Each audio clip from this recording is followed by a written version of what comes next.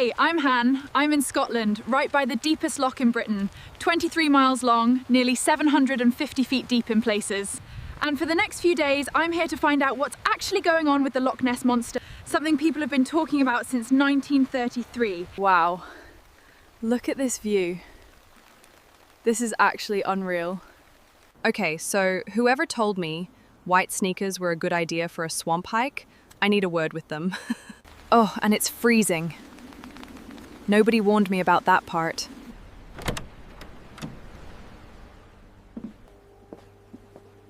Okay, this was clearly the best idea in the history of Scottish tourism.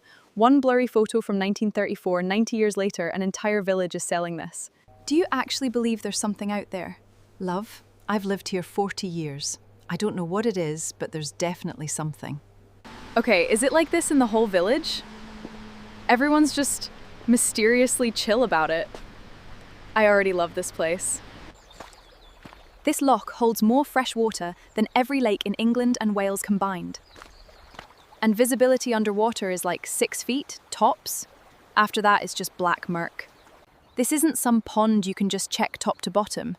You could hide a school bus down there and nobody would ever know. Okay, now this is interesting. This isn't the 1930s, this is the 6th century. St. Columba commanded the beast to retreat in the name of God, and it did.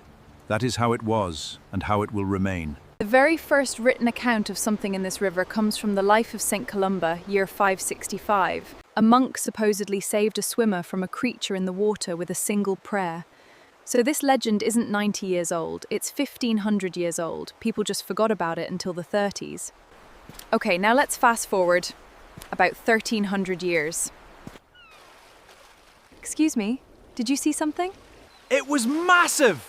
Rolling around in the water like a whale. Except it couldn't have been a whale. There are no whales here. Okay, so that was May 1933. This is basically where it all kicked off again. This couple ends up in the local paper, and within a year, sightings go from 0 to dozens. Okay, so a year later, in a workshop not far from here, this is what actually happens. Wait, hang on. That's a toy submarine with a clay head. This is going to be the greatest photograph this loch has ever seen. April 1934. This photo gets called the surgeon's photograph. It becomes the single biggest piece of evidence for the monster for the next 60 years. He doesn't admit the truth until 1994, just months before he dies. Great, so the number one proof that a lake monster exists is a bathtub toy. And here I am. Whoa, okay. Standing here, and the main piece of evidence is basically a prank. Perfect. Someone told me you saw something. Is that true? 98. Early morning, barely any fog. Something passed right under the boat, long, dark. Rocked the boat, but there wasn't even a wake, like it never really surfaced. I've fished here 40 years. I know what a log looks like. That wasn't a log. That's what gets me about this whole thing. It's not conspiracy theorists. It's regular people. Fishermen, families, tourists, who just tell you what they saw and then carry it around for 20 years without selling anything or trying to prove anything. But the hoax didn't kill the legend because people kept seeing something. Over 1,000 reported sightings since the 30s. Most of them have an explanation. Logs, otters, boat wakes, deer swimming across the loch.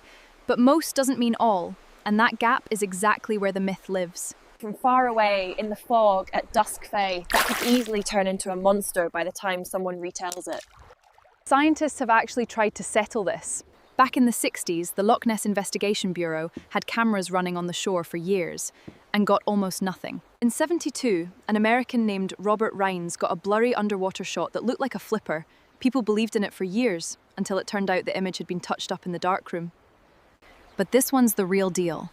In 2003, a BBC team scanned the entire loch at once, using 600 sonar beams. Nothing. So scientifically, this is about as settled as it gets. There's no monster, but I'm still here, because facts have never stopped a good legend.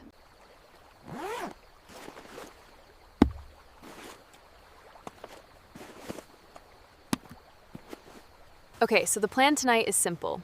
Thermal camera. in case there's a heat signature you can't see with your eyes. I just sit here and wait until sunrise. And honestly, that's the most interesting part. It was never about whether there's a monster. It's about a community that kept a mystery alive on purpose. Okay. This is weird.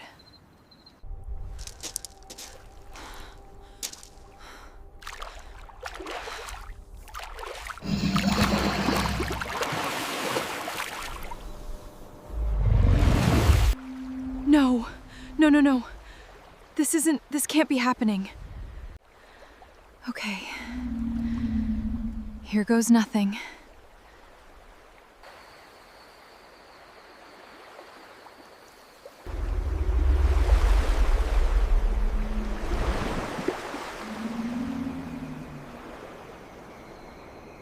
Nobody's gonna believe me, and I don't even have a decent shot, but I know what I felt. Maybe that's the whole point of a legend. It was never about proof. It's about that feeling. Did I find the Loch Ness Monster? Officially, I have this video, but in the age of AI, any proof is just pixels. I know what I felt, and that's enough for me. Was it a hallucination from the cold? Probably. But this is exactly why I do this. And you know, all day, nobody here. Not the shopkeeper, not the fisherman, none of the locals tried to convince me of anything or pull one over on me. They just live with the mystery, quietly, and maybe that's the most honest kind of belief there is, not needing any proof at all. Next time, the Bermuda Triangle.